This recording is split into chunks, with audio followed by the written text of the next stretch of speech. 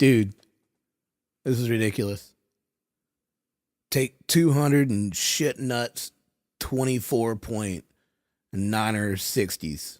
Why is it so hard to talk for like 3 minutes about the person that you had to your house to talk to? It was great. Today I had Meredith on. Honestly, I've only met Meredith one other time. And I went to her house and bought furniture from her, refinished furniture. Gorgeous piece for my wife. Other than that, we're good online friends, social media friends, if you can say that. Very heavily involved in the same recovery community I'm in, but she's actually in the community. I kind of just go pick up chips because I'm not good at being sober and helping people. That's what I realized for this episode. This whole series is going to be mind-blowing for me. Hopefully it makes me a better person, but I could definitely see it making me feel like a bag of just weak, useless, middle-aged bag of testicles. Meredith is so involved in the community, which she'll talk about here, but I realized during this talk, and you may be able to see it, I realized that I don't do shit for anybody but myself when it comes to my sobriety. And that's kind of the objective, is to take care of yourself, better yourself. So I can't beat myself up about it, but it's kind of a thing. You want to be of service to help people that are just getting sober. I'm going to try my best to do better than that. Meredith was a delight to talk to. She a little bit more clean, sober, no, a little bit less sober time. Same year, 2017. I think she'll talk about it. But she's one of those people that I noticed immediately because she grabbed sobriety by the back of the head and jumped on its back and rode it. Yeah, I could go so many different places. Let's just keep it straight. I'm not doing this again. So I'm not. She's done amazing things. She's got 2 kids. She's in a loving relationship. It was a great talk, and it was eye-opening for me. So here's episode 2 with Meredith.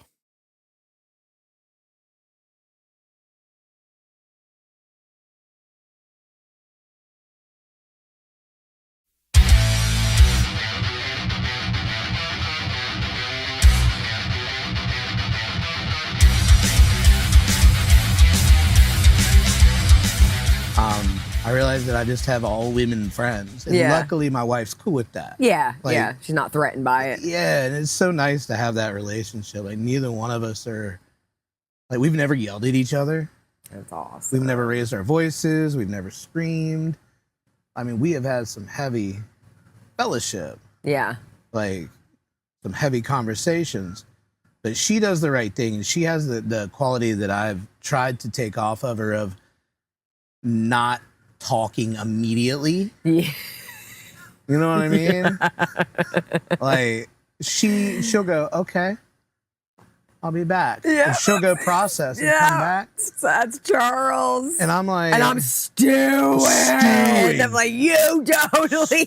Stewing. I'm just like, yo, that doesn't... Yeah. That's not cool. No. Like, you just left me here. And she goes, well, how you feel about it now? I'm like, I'm not as mad. She goes, yeah, well, so this is where we should probably go with this. I'm like, fuck, I'm glad I married you. Yeah, that's like, nice. It's so... I struggle with that at first, though, because to me, leaving meant you're not coming back. Yeah. And he'd be like, you know, I'd call him and I'd be like, where did you go? And he was like, I need 10 minutes. And I'd be like, so you're coming back? And he's like, yeah. And he'd come back and he was calmer. He's like, I'm just going to say things that I don't mean. Yeah. And because I'm emotional and and I will too, you know, but I'm like, I want to resolve this now, but I'm going to do so in a way that is probably manipulative and probably angry and, you know. I'm going to do whatever I have to do to get my way here. Yeah. So you know that I'm right whether I am or not. Yeah. Is he a normie? No. He's got almost 3. Okay. Yeah. So no, thankfully he speaks the language and he does the whole, like, I understand my part, but it takes us a minute to get there, you know? I mean, it's like, I think we're just still kind of wired to be like, blame. Yeah. But we'll both get there and then be able to come back, but we do need that time. And what was your last drinking date, sober date? October 8th, 2017. Very cool. Yeah. And, it's funny. It's like, I think this is like the second time we met in person. I think so. Like, yeah. In real life. Yeah, in real life. But like, we have like circles for it. And like, I have always been like drawn to people who carry themselves like me. Yeah. Ones that are outspoken, really understand like, yo, I have this disease, I have a problem, so I need to get the fuck with it. Yeah. And not mess around. Yep. And I need to be vocal about it, and I know not everybody agrees with that, but like, I need to like call myself out publicly. Yeah. Like, I'm like, I got everyone's got to know, because like the minute that I'm not, people don't know, then like I'm getting away with shit. So it's important for me to like be that everywhere. And you have 2 kids? Yep. What are their ages? 7 and 11. 7 and 11. Are you open with them about everything? Very. Yeah. Yeah. Me too. Ben actually came to a meeting with me, and when they said, "Does anybody have 10 years?" he was like, "I do." And he's 11 now, but he was 10 at the time, and it was great. He's like really quiet, but he was like, "I do," and everyone was like, "Ah," like clapped for him, and it was really cute. But yeah, super open about it.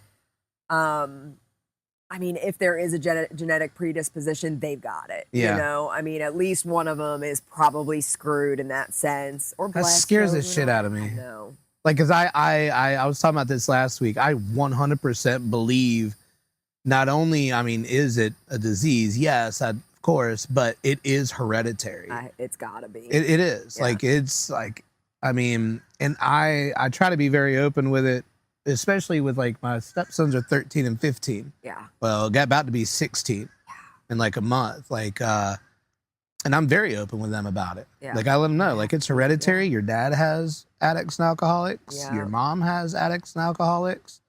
Like, you've got to be careful with it. Like, like I'm not against everything. I don't want them touching anything now because their brain hasn't developed. Right. But like, if I catch like pot on my kid when he's 19, right, we're gonna have a conversation. Yeah, but are we gonna blow up? Or I'm not gonna blow up. Not. No. Well, with alcohol is tricky because I mean, like we've got people in my family, really for the most part, like my family members, like lineage wise, are either active alcoholics or addicts. Yeah. Dead or sober. You know what I mean? Like those are, it's like there's really very few normal people in it. But alcohol is funny because it's like, you're going to try it. Like it is pretty much inevitable. You have to. The other things, it's like, there were things I didn't have access to. I've never seen certain things. There were a lot that I did, but alcohol is like, it's ubiquitous, it's legal, it's just ever present. It's everywhere. And that's kind of where like do you, one question that I was asked from somebody who's got like around 64 days. And then I was like talking about doing this with them and they're like, I'd love to be on. I'm like, sure, get a couple years. Yeah. Yeah. Do it. Yeah. But they were like asking is like, when did you or have you hit a moment where you just don't think about it? Like, don't think about being in recovery or your past. Like, do you have any days where you're like, oh man, like I just went like a week without even thinking about it? Like, no. Well, you also sponsor too. Yeah. So like, I mean, I feel very, it's a tough one. Like, I don't think about drinking in a sentence, like, I mean, like it's the glorifying, the glamorizing, the remembering the great times, like that's gone. And there are times where like there is like an ease and comfort of just like living a normal life, and like, but I mean, like, because I am active in a program of recovery and I sponsor and all of that, like every day. Yeah. Every day. And like for me, I know this sounds like really corny, but like identifying as an alcoholic or an addict is more important to me than identifying as a mom. Right. Like, and so I really feel kind of like if I'm not saying my name is Meredith and I'm an alcoholic at least one time a day, I'm in trouble. Right. Because the minute I forget, you know, is like, I don't need the help, you know? Yeah. Like, the idea of like, I've got this is like a big problem for me, you know? Because I don't got this, you know? Right. If I had this, I would have done it on my own. So, but I mean, as far as like,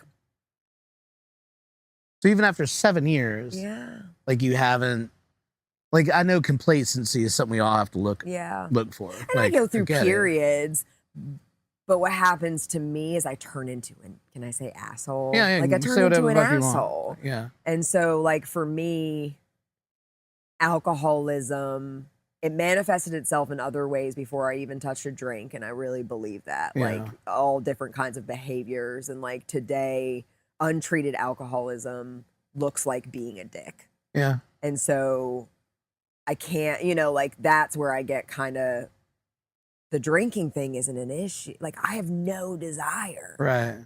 But I can be, you know, in alcohol's defense, I can be a piece of shit human sober, you know? It's actually a good transition because one of my questions that I wanted to ask of somebody who has just as much time as I do, a couple months difference, but I really, in rehab time, a couple months is a minute. Yeah, you know? yeah.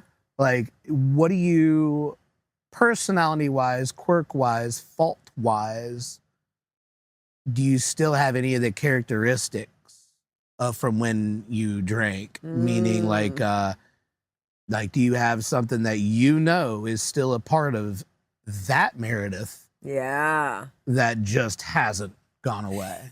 Yeah. I've got new faults too, you know? I mean, like I got freshies. I'm like, where did these come from?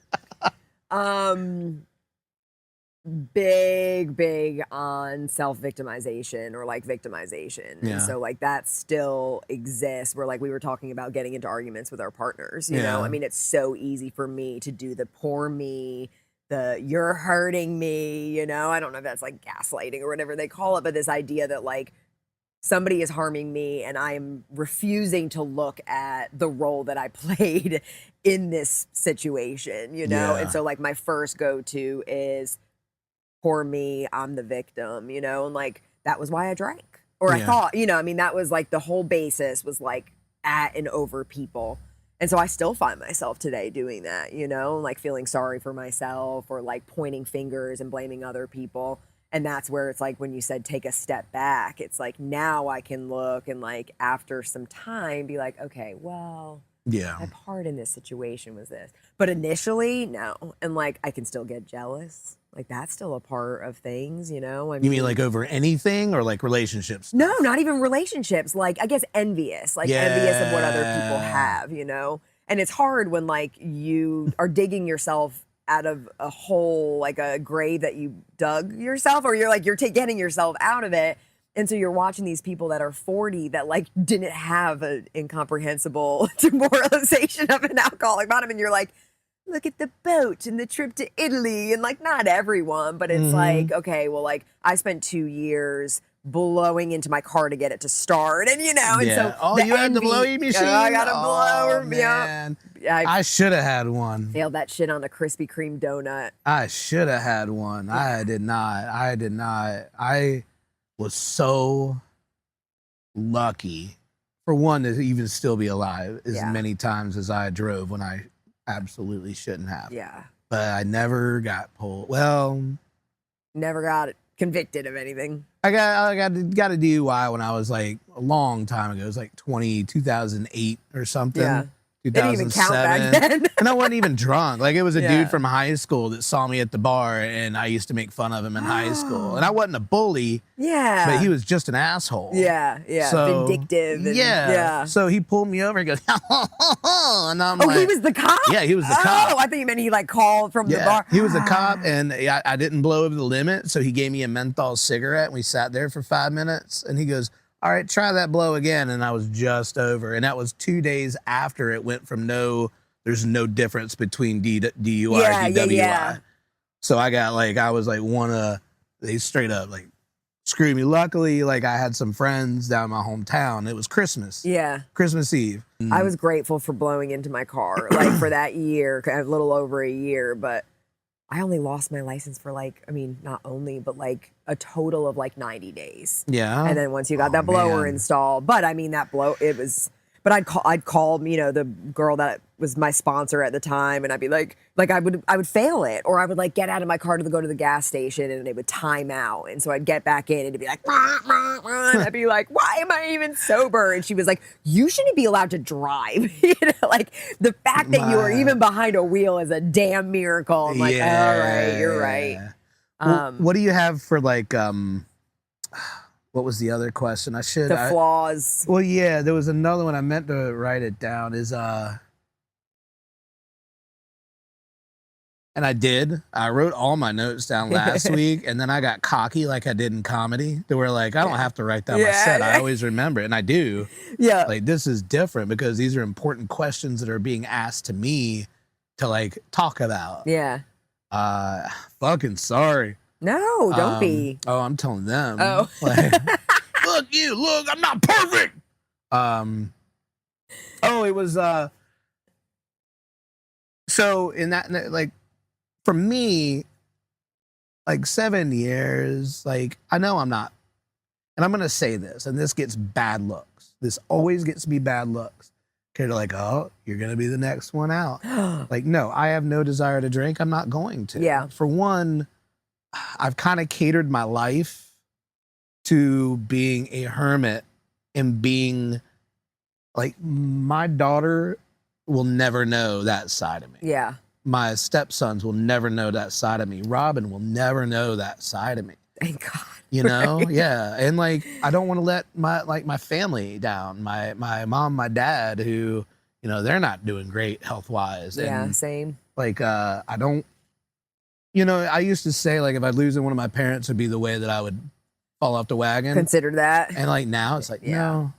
Like, I just don't have any desire. I don't want to. Like, some people, like, everybody's different. Like, I personally, I don't like anything.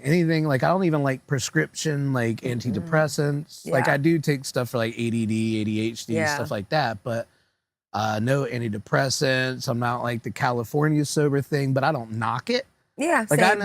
I know, like, a heroin addict who hasn't touched heroin in 5 years. That's awesome. But they still drink every now and then. Yeah. They still smoke a lot of weed, or they did. Yeah.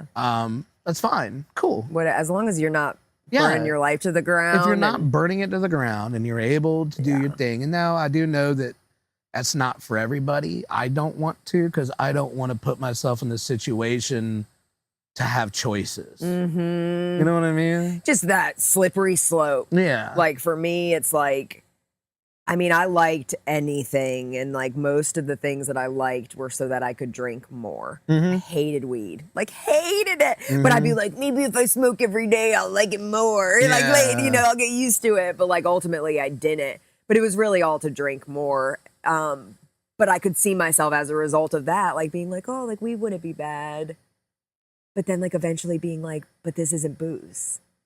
You know, and like, I like the way that booze makes me feel. So for me personally, and that's not everybody, but for me, I'm like, that would not serve as like a replacement. For me, it would serve as like, to me, like opening the door to possibilities. Yeah. And especially because like I am doing the AA thing, is like, once that happens, like you're like, technically, I guess, like that's not really your sobriety date anymore. And then I'd be like, well, fuck it.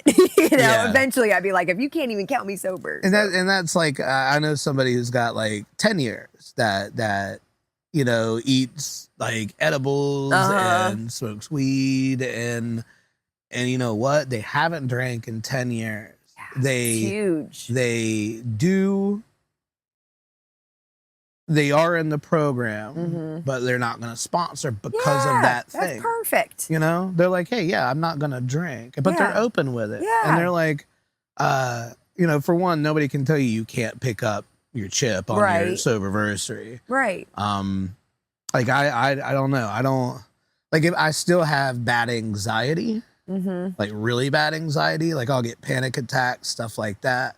Like I did find that instead of taking like when I drank, I was also prescribed like a massive amounts of like methamphetamine, Adderall type stuff. Same. Yeah, and that's where like drinking got in trouble. Like, and then it wasn't until 5 years later that, you know, being a parent, trying to keep up, trying to keep organized and everything, you know, like I'm not focusing. Yeah. So I went back to the doctor. I'm like, I don't want that, what I was on, but something lower. So is they there gave like me a something. diet? Yeah.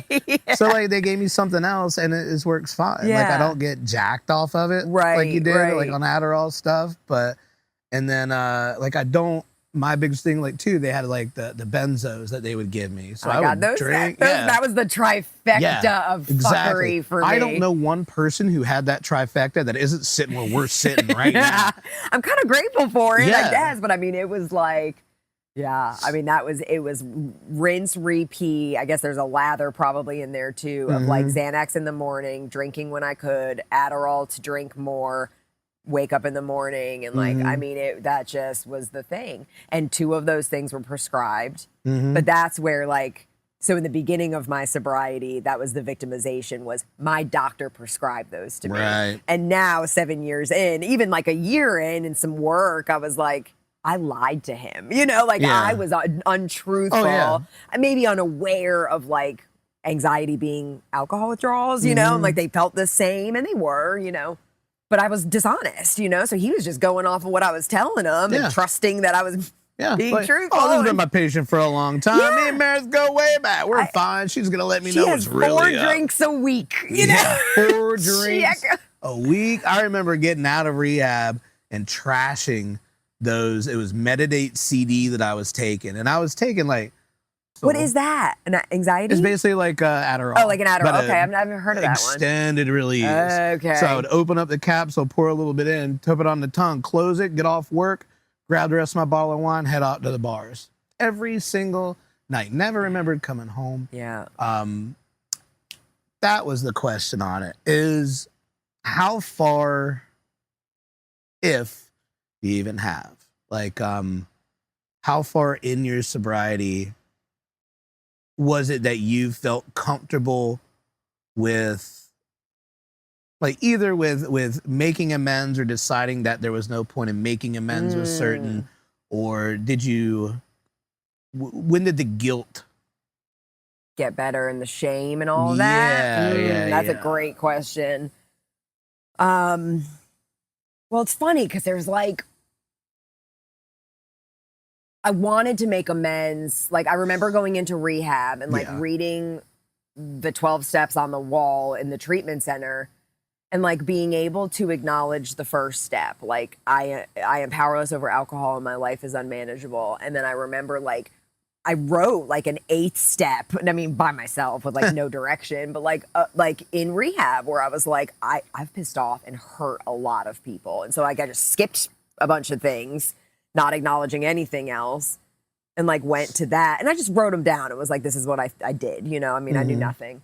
And so like, I came out of there like wanting to do that, but like, there was a lot of willingness that wasn't there, but like, I knew I had to. But I mean, it took to make like amends and like actually call people or write them or, you know, anything that I was doing. There were a couple people that I found their mailing address. I had changed my phone number, which I think is, you know, what a lot of people do. Oh, yeah. And I sent them a letter, short, and I just said, I would love the opportunity to speak with you. So it wasn't like this is my amends. It was just, I'd like the opportunity to speak with you. Here's my phone number. If you're open to talking, give me a call or shoot me a text. If not, I respect that. Yeah. And I probably did that to like maybe 10, 12 people. And I think I got like 3 responses. But I was okay with that. And like the guilt and the shame started dissipating the minute that I became willing to do those, where I was like, okay, so now if I were to run into that person at Target, which I did, you know, I don't have to run the other way because I was willing and they know that. And so if at any point that comes up, you know, or like maybe it sparks them or they're like, oh, she seems to not be fucking crazy, you know, or she actually seems sober. They didn't try to bite my foot this time. Right? Oh my God. Or like tell all my shit or whatever it was. God, I was just a monster. But I remember at like 6 months sober, Ben, my son, was turning 4. And we were having a birthday party for him. Sorry. No, you're good. I was trying to see who was at my front door, Oh. and I don't know how to turn off the fucking notifications. Oh. Like a bug can go zoom around my house all day.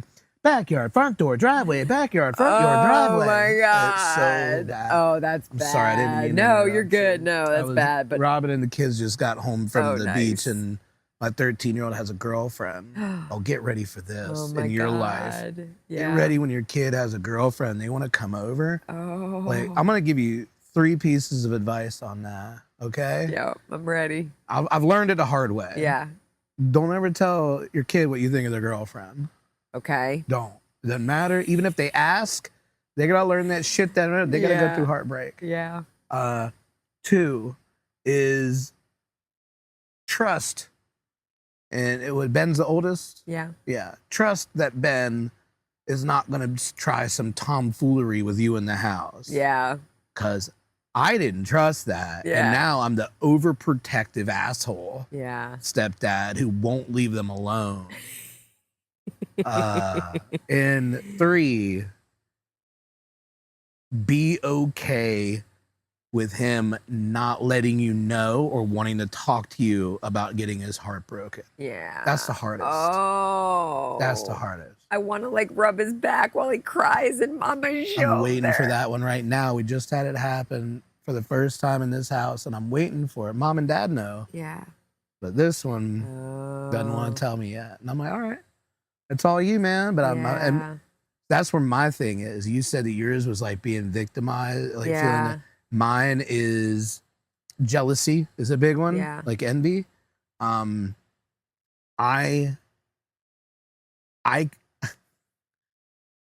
cannot accept, and I will not accept me being that old man that gets called sir legitimately. And not being the cool stepdad that people want to talk to. Like I guess I do. I was like, why doesn't he want to talk to me about? Well, because you're just gonna start telling old stories about you and you were back in it. I'm like, I mean, it's fucking right. You know? Like, oh God. I haven't gotten used to, and it's funny you were just talking about like the growth and the being, hey, that's cool. I was willing if they don't want to. Yeah. Whatever. I think that's my biggest thing is I'm not able to turn it over, so to speak. Yeah, let things go. Let the control go. Like that's kind of like with comedy. Like I'm not gonna forgive anybody. Yeah. So I'm just gonna stay away from them. Yeah. But then that hurts me more than it hurts them. Yeah. They don't give a fuck. No. You know?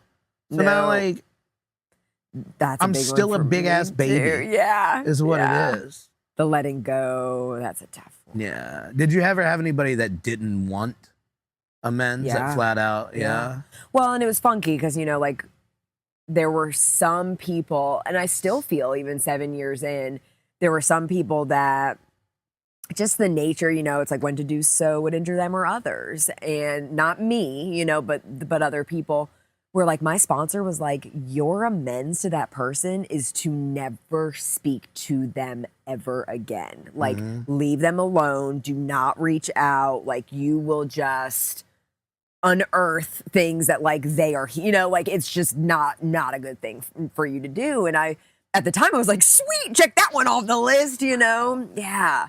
I thought about that. Yeah. See, I've never done that. Like I didn't go. Yeah. I didn't do the steps. Yeah. And that's okay. Like I didn't. There are things that still, and this will be good for people in early sobriety to know too. Like, and then this is kind of where it goes. Like, there's certain feelings that like, if you want to do the program, do the program. Yeah. If you can't do it on your own, at least use the strength of humility to acknowledge that and then go back into the fucking rooms. If you don't like that room, go find another room. Go find another room. Adjust your schedule to find a meeting that you like. Yeah. Like I've had 3 or 4 meetings that I liked, and then people, it's like the last time I went, it was like a whole New new room Yeah. of people. Yeah. And I'm like, what happened to the other people? But you can't ask. Right. You know? Who Like, knows? They either moved on, got drunk, Yeah. So Yeah. it's like, I've never done that. So it's interesting to me how people that have gone through the step work and actually have made, like, the inventory scares the shit out of me. Yeah. Like, I was not a good person. No, me neither. Not at all. For me, it's like there were things that I knew. I don't know how else to explain it. Like, there were things that I knew that I needed to probably look into if I was going to stay sober. That there were things that I needed to, like, unleash, unearth. I needed to heal from, like, all of those things. There were people I needed to apologize to. There were traits about myself that I needed to acknowledge, and things that were in me regardless of whether or not alcohol was, because alcohol for me was just kerosene on those flaws. It just made them that much worse, but they were always there. And so really for me, like, what the steps were, and I'm not super religious, a little spiritual, like I don't have this huge God connection, but for me, it was like everything that I wanted to do or felt like I should probably do if I wanted to maintain long-term sobriety, there was a step for. So it wasn't really like, I need to work the steps of Alcoholics Anonymous. It was just kind of like, yeah, I should probably look into that. I should probably look at the people that I've harmed, and I should probably look at my defects of character, and like, I should probably help others, and like, I should, all of these things. And so it was really like, why would I rewrite that? And I know that's, people say that, it's kind of cliche, but like, why would I rewrite it? Like, why would I try to invent my own way of doing those things when somebody had already created it, Yeah. So that's why I enjoy it. I'm just impressed that you remembered people that you've harmed. Like that's like the only sponsor I've ever had. Well, AA. NA, he was great. I just wasn't ready to have a sponsor and go through everything. Yeah. But the AA sponsor, he's like, name me 10 people that you've harmed in your life. I'm like, well, there was a dog I adopted and I didn't take care of it. Like I was a horrible dog owner. Like not unknowingly abusive, like not physically, but I just wasn't there. Like it was in a crate. I would go for like 2 days and not know it was 2 days. Like that, I feel horrible about. Yeah. But when it comes to people, I don't remember because I had such a performer, alpha, spotlights on me at all times mentality. I didn't pay attention to who I hurt. Oh. So I don't know. Yeah. Like I have things that like are trauma. Yeah. But it wasn't like I wasn't drinking at the time of the trauma, but I used the booze to get over it, which then escalated into things that I don't remember. Right. And no one will tell me. And there are things I don't remember too, but yeah, I mean, especially, my bottom was so bottomy and it did like impact so many people. And like when I got sober, my whole world changed. And kind of like the world that I had before really like disappeared before my eyes, And so looking at that, like I come out of rehab and like this whole group of friends that I had before I went in, like I couldn't speak to anymore, not couldn't, but like probably figured I shouldn't. But really like what generated my amends, oddly enough, were my resentments. So like I looked at that list of people that I thought harmed me and acknowledge the role that I played in that. And then I was like, oh shit, I actually owe those people amends. I'm like, because like, say like someone was mean to me or whatever. And like, I had like Stella in 6th grade didn't let me sit at the lunch table. Like I kicked it back to like 92. And I never thought there were resentments to try to isolate people. Yeah. And I literally was like, my part in that was I got a boyfriend and I ignored her. And so like she kind of had to find other friends, because I was like up this dude's ass. I'm like 10. And then when she did that, I started talking shit about her, and like she knew. We still talking about 6th grade? Yeah. Oh, okay. But I mean, but like that's my part. And like I did not make an amends to Stella for, she's my living amends is like, I won't be upset if someone Right. doesn't invite me to the lunch table. But I mean, looking at that, like looking at those things. But yeah, I mean, I knew. And like, I think about like one of the things that I did for my resentments was like looking at my friends list on Facebook. And I also did that with my amends. And like my amends, like I made a new Facebook account when I got sober because I was like, let's put that one in a coma. But I did sort of resurrect it for a minute. And I was like, if I'm looking at any of these names and getting a ooh, you know, like I probably owe them. Yeah. You know, even if I don't know what I did, it's like I probably did something. Dang. Yeah. That's a lot. But I mean, like there was an amends I didn't make. And at 6 years sober, I was like, I was like, I don't need to make an amends to that person because their harm that they did to me was greater than the harm I did to them. And that was a lot of it. And I ran out of Target so fast with a cart full of groceries and I hid in my car and I watched her come out, get in her car, and then I went back in and I was like, I gotta make that amends.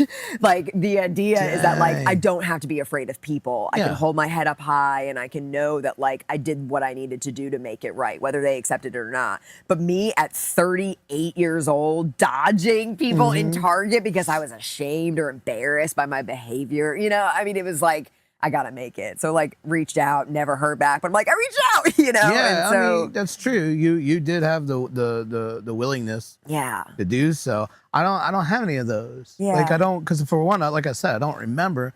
Two, I dropped everyone when I got sober. Yeah, so did like there's I. still places, like I just recently went back to Reggie's Oh, to see my for buddy, what? see my buddy's band play. Oh, okay, cool. And then like I had like my buddy, the camera guy, Alan was with me, and like we just sat there and had ginger ale. Yeah. And he doesn't drink much more anymore either. Yeah. At least not around me. He says, "Oh, I don't ever drink," but then like I'll be playing video games, he'll get some random, "Hi, how you doing?" I'm like, "Yeah, that's I'm drunk text." Whatever. Like I went there and saw that. I watched his band play, then I went outside, had a cigarette, and I left. Yeah. You know? Yeah. And I was like, "Oh man, I don't even like those anymore." Like I don't. Yeah. Like it's things like I don't. Like, but I dropped everybody. Yeah. Everybody. I would go do comedy. That's all I cared about. Yeah. Because I was single then. Just had me and my dog. Yeah. I would go do comedy. I'd walk up. The GM of Dead Crow here at that time, well, still the GM, but I would give her a call. Be like, "Yeah, I'm gonna come to Mike. Can I get on first or second or 10th?" She'd put me up wherever. Like she was so accommodatable. I'd go up, I'd do my 4 minutes, or if it was a weekend, my 5, 10, 20, 30, whatever it was. Yeah. And then I would walk out the door and leave. Like I never hung out. I never did anything. Your harm, it sounds like your harm was probably kind of minimal. I mean, if you were more isolating and... you mean, is that after you got sober? After I got sober. Oh, yeah. That's smart. Yeah. Yeah, like I dropped everybody. Yeah. I unfriended people. I did the same thing, turned off my social media for like 2 days, but I can't shut the fuck up.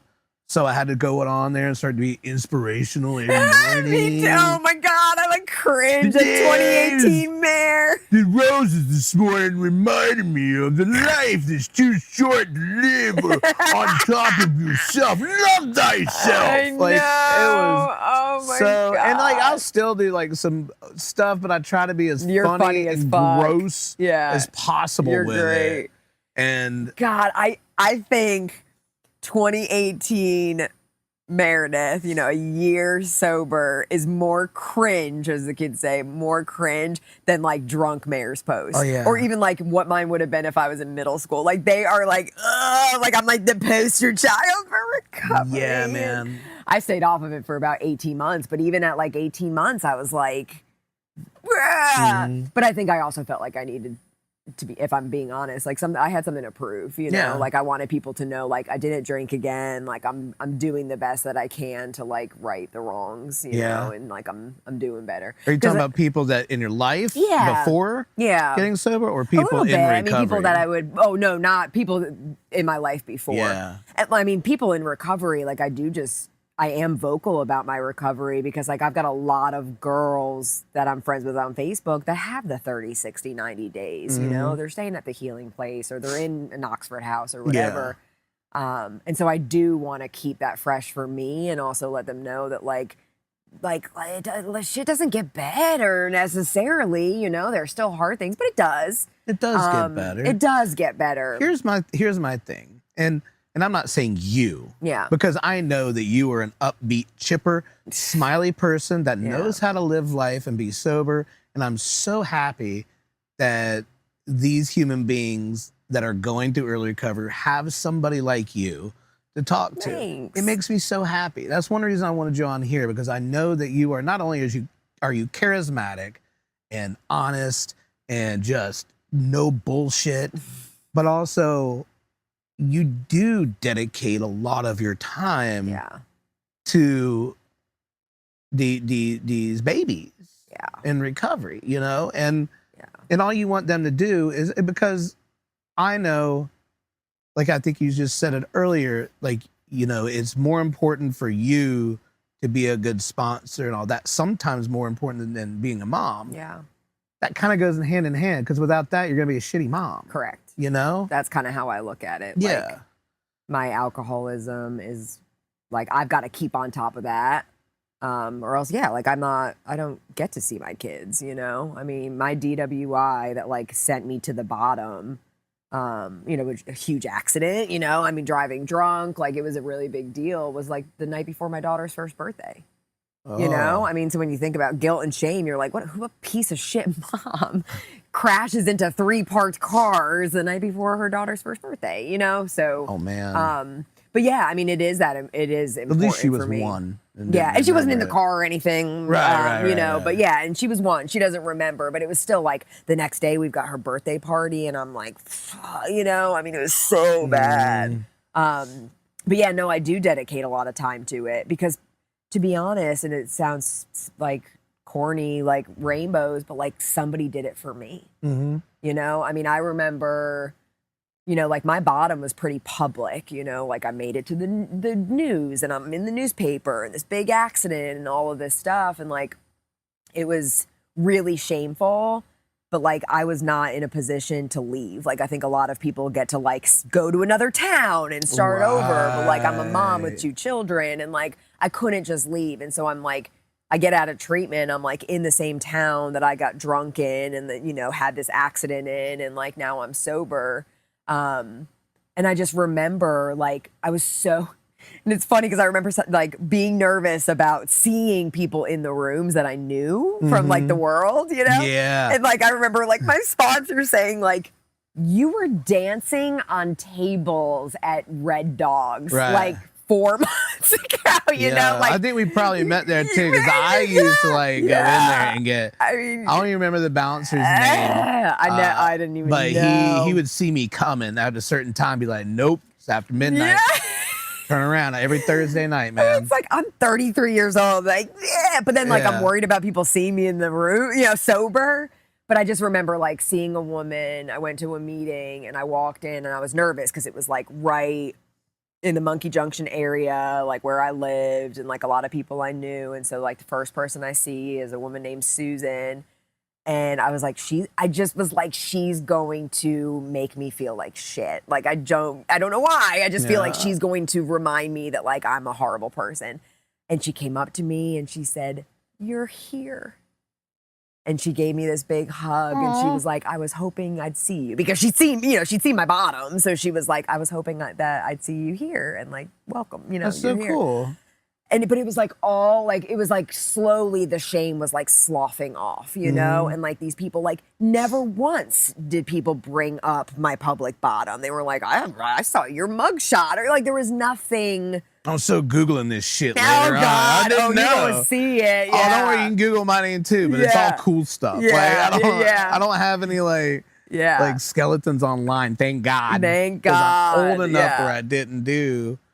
Well, let me ask you this. So one thing that somebody I was talking to somebody who's got same person who asked one of the questions to ask me to ask, and I kind of got a bad look because I can only speak from my experience. You know, I mean, I've been sober for over 7 years. When I pick up my chip, they're always like, "How do you do it? How did you do it?"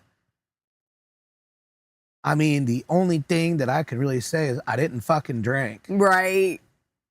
Like, I can't, and this is where it's like, I feel bad because I respect the programs. Yeah. I do. They're Yeah. needed. I did the 90 for 90. Yeah. Like, I even went, oh my gosh, it was like 6 months straight that I would go 7 a.m. to an NA, and then at night, twice a week, I would go to AA. Yeah. And like, my work was like, you know, helping me get off for that stuff and all that. Like, I appreciate it. Yeah. And I think it's definitely needed. But you feel like you're supposed to like rattle off some shit about I just sponsor haven't steps. struggled, Meredith. Yeah. You know, no, I did. Yeah. I did. Like, I struggled when I lived by myself, like before I met Robin. And it wasn't like I'm going to go drink. It was deeper and darker than that. Yeah. You know, like it was like I knew I wasn't going to drink because of the things that I had. I put a lot of people in harm's way. Yeah. When I was drunk, you know. Yeah, same. And I think that's karma that's going to come back to me. Worse. Yeah.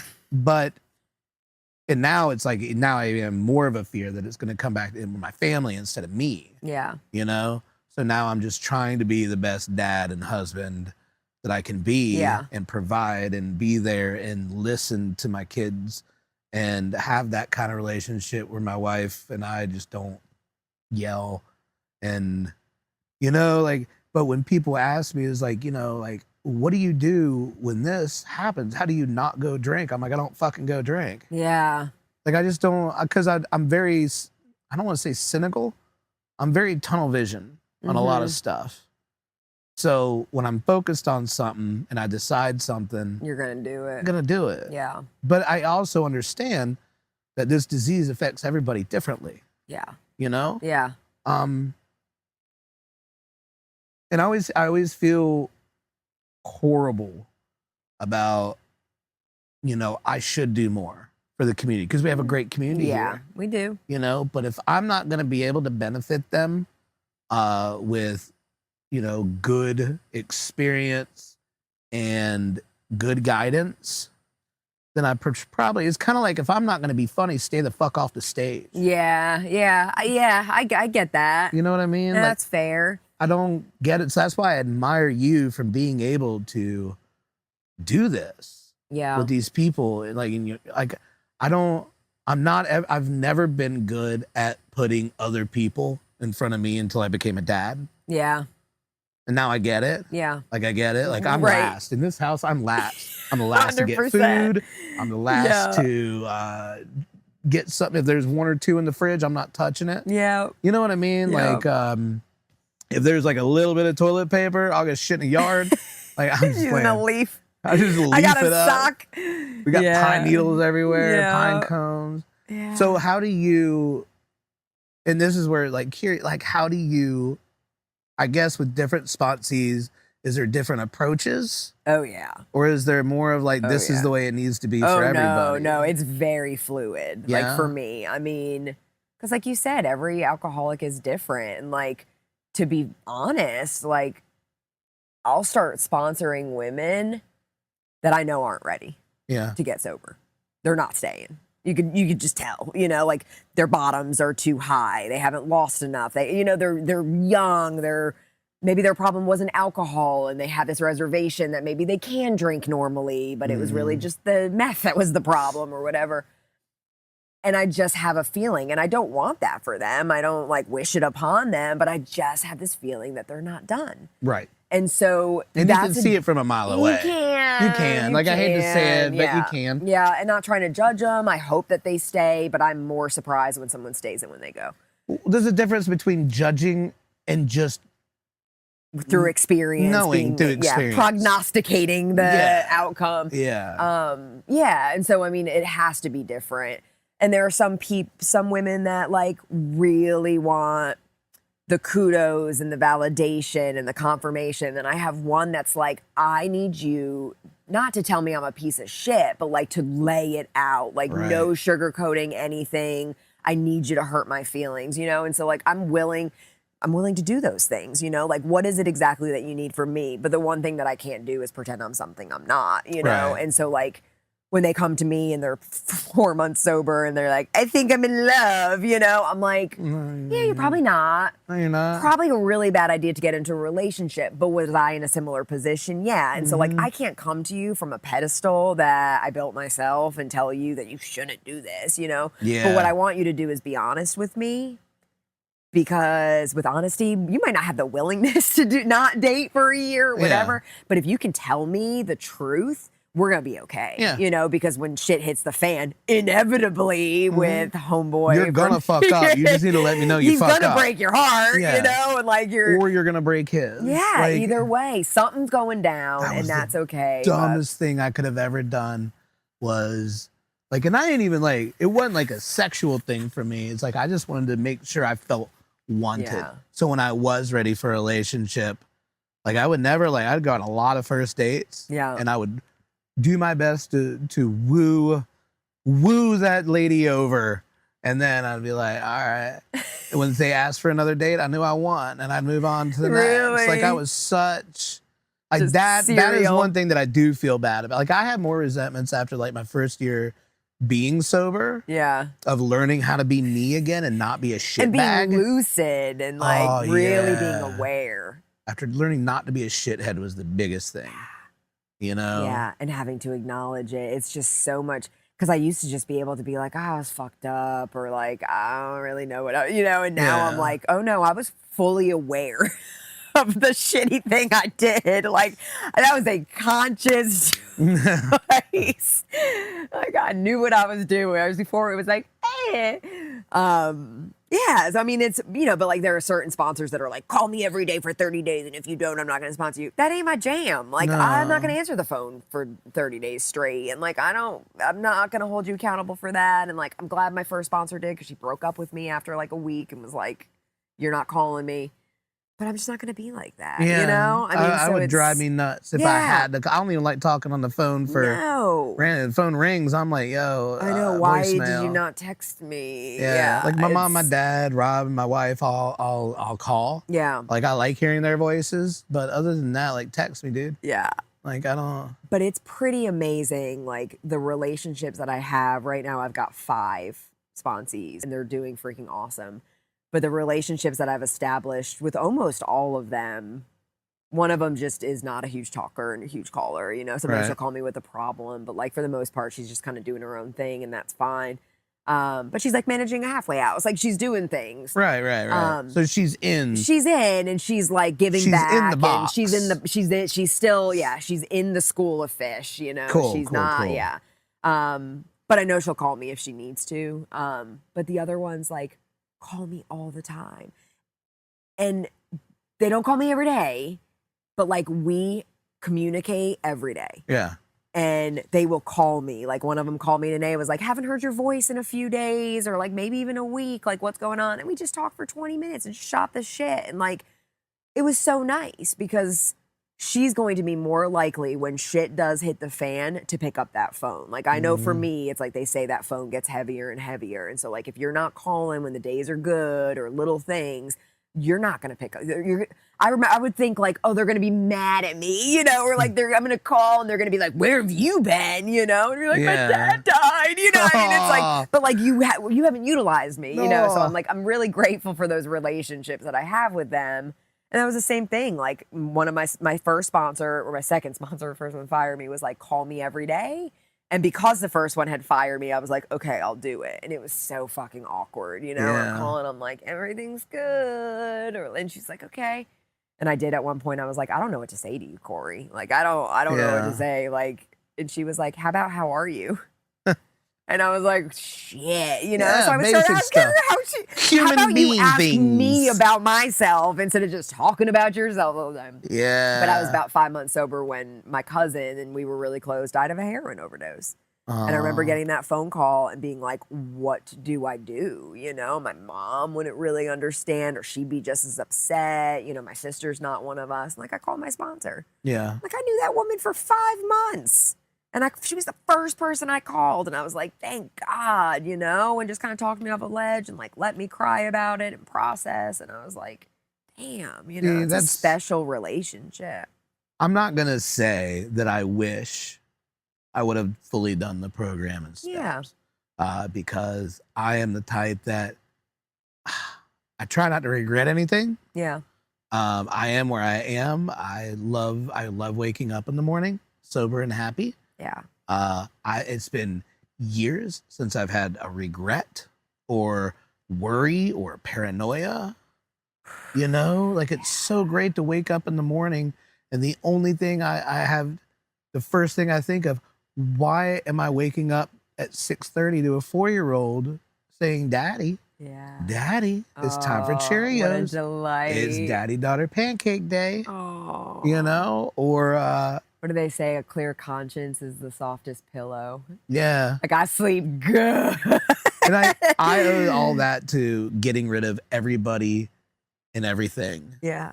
Like I really did. I have 2 people that I didn't cut off during that time that were non-family. Yeah, I did not have many either. Like it was like, I don't care about these people anymore. Yeah. And if they call me, I didn't change my number. I just wouldn't answer, or I would let them know. Be like, hey, look, I'm sober now. I just got out of rehab.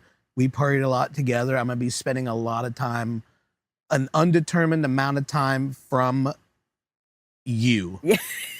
Yeah. Don't take it personally. Right. I got to do this. Yeah. Take it easy. If you want to jump on board, jump on board. Right. But you've got to have some time not drinking before we can hang out. Sure. And then they would never reach out once they knew that. Because you didn't serve a purpose in their life either anymore. You know? Oh, I mean, yeah, I used yeah. to think it was like, I'm making this decision. And it was like, bitch, they I don't want anything to do with you either. They'd be like, well, yeah, we can go get a smoothie. And like 7 years later, I've never heard from them, you know? But like,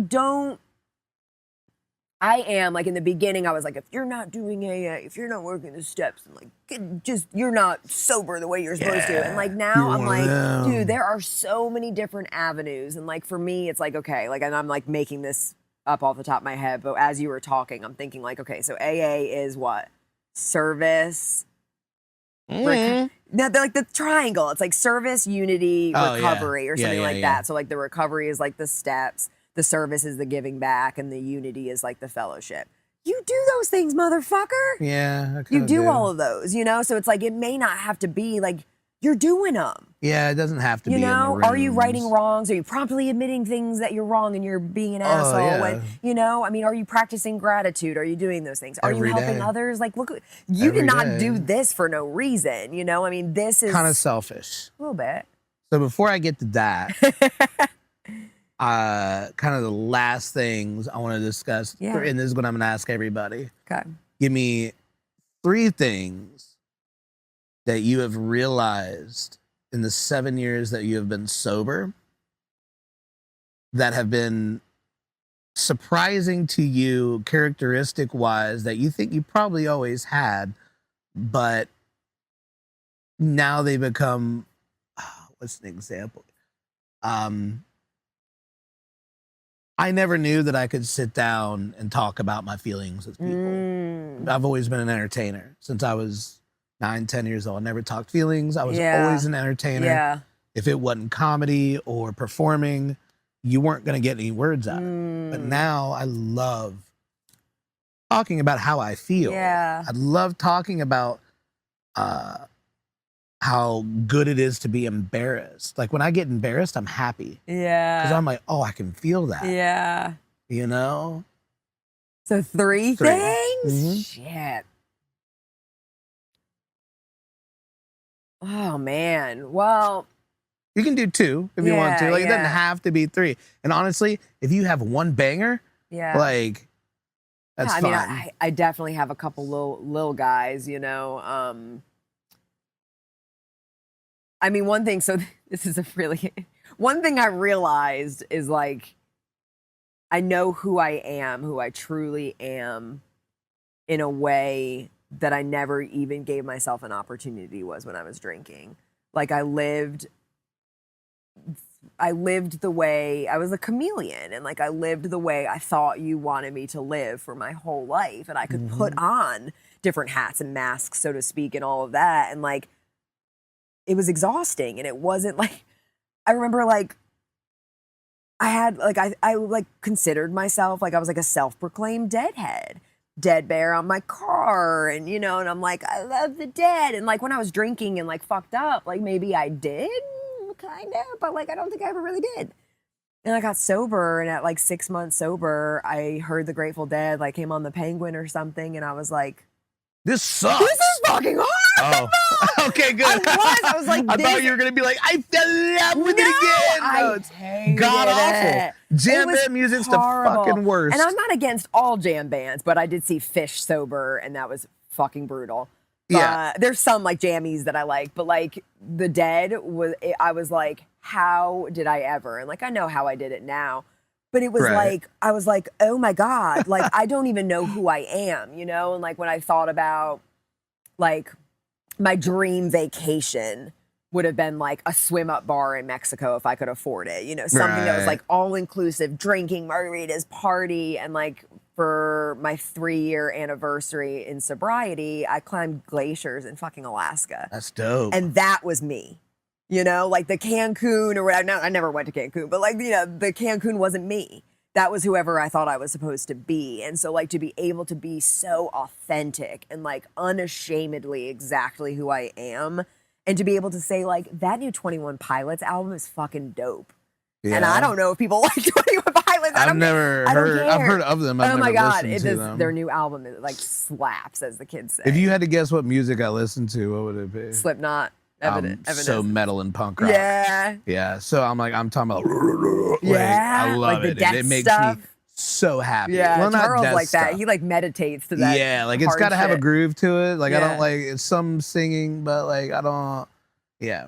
But I mean, you said that you got a couple little ones. That sounds like an amazing. It's banger. a big one. Yeah. Yeah. It's a knowing big yourself one. is probably the most important thing about all of that. And I wouldn't even say that I know myself. I just like, I mean, I do, but like, I'm not afraid to say what I do and don't like. Like your approval, it doesn't really matter to me anymore. Still struggle with people pleasing a little bit and like making sure everyone's kind of happy, but not in the way that like I'll bend myself in a pretzel or wear hats that don't fucking belong to me, you know? And like that is just a beautiful thing.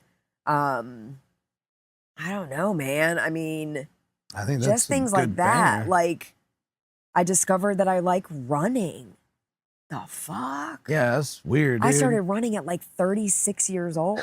Yeah. And like you would never get me to like wake up in the morning at any time, you know? I remember going to like classes at the YMCA hammered. You know, I'm like, I'm gonna do kickboxing. But like I fell in love with running, and like I've run a few half marathons, and like I love that shit. I'm not fast, you know? I mean, I'm not winning the damn things, right. But you're doing it. You know, it's like just the, like, it's like, people are like, what do you do now that you're sober? Like, now that you can't go to bar? I'm like, whatever the fuck I want to do. Whatever you want to do. You know? I mean, it's so cool. And like, I know now that I can take care of myself, you know? Like, I walked into sobriety with like a 400 credit score. And, you know, I mean, I could not. Like, I was married and like he took care of everything. It contributed financially, but like couldn't tell you how to do that. You know? And it's amazing on how big the world is and how much you can do that doesn't revolve around alcohol. None of it and does. I didn't realize that till like year 4. Yeah. You know? Yeah. Like I was scared of the world. You know, and that was a big thing. I know probably like pinball machining, but like it's like alcoholics and addicts, statistically, so to speak, comprise like 8% of the population. And like that means that 92% of the world is not like us. But my goal, not in the beginning, because I needed to keep that 8% bubble. Like I needed to be surrounded with my people and like be safe in the rooms and like in those spaces. But like my goal in life and my goal for like the girls that I sponsor is like, let's try to exist in the whole world. Right. Like there's nothing that makes me happier than when someone asks me if I want a beer. It used to freak the shit out of me, but now I'm like, I just passed for normal, you know? And all I have to say is no, thank you. Or like sometimes like, you know, if they're pushy, I'll be like, if you want me to drink all of that, make out with your husband in the laundry, you know, like then give me a beer. Dry hump your dog. Steal your car. Like, I don't know. Like, then yeah, sure. I'll have that fucking Michelob Ultra. Exactly. That Jello shot. Give me that. Julie. One of those seltzer beers now that they have. Oh my God. Don't get me started. I haven't. You know what? Yeah, no, I think those are some pretty great things. Yeah, it's been nice, man. I mean, I like peace. Yeah. I do. Like you said, I'm a homebody. Yeah, Like I just want. I've got a 2-hour social barometer. You know, I can go somewhere for 2 hours, and I am Yep. happy to go home. That's it for me. Yeah. And that kind of takes to, you know, you're right. I do this because I do want people to get something out of it. Yeah. But also the need for me and my ego to have something that's creative. Yeah. 100%. It's also a selfish action as well. And everything So is. as long as somebody can grab some stuff out of it, Yeah. grab a nugget here or there, you know, that's great. But, But dude, like, ultimately, it's something that I just feel that if it's not this creative outlet, it's going to be something else. mhm. And if I have the nerdy tech knowledge to pull it together, Yeah. and it can help somebody even if they randomly find it, Absolutely. and they're like, "Oh shit, I needed to see that today." Yep. That's boom. Well, and sponsoring is selfish too. I mean, Right. I get stuff out of that, you know? I mean, I go to the treatment center to, you know, on Wednesdays or whatever to like help the patients. They ask questions, but like I get something out of that too, Yeah. you know? I mean, it kind of ensures another day of sobriety for me because I look at them in their scrubs and I'm like, oh yeah, I don't want to be there, you know? So, I mean, I don't know if there's such a thing as a selfless act, to be perfectly, 100% selfless act. I don't think so. But either. it's a good thing. I think we're doing all right. I think we're doing all right, I think sir. we're doing all right. I think we should just keep doing it. I think we will. Yeah. I think we will. And if one of us slips up, if you ever hear of me slipping up, this is kind of like how done I am with all of it. Like if you hear that, I would love for you to kick open my door. Yeah.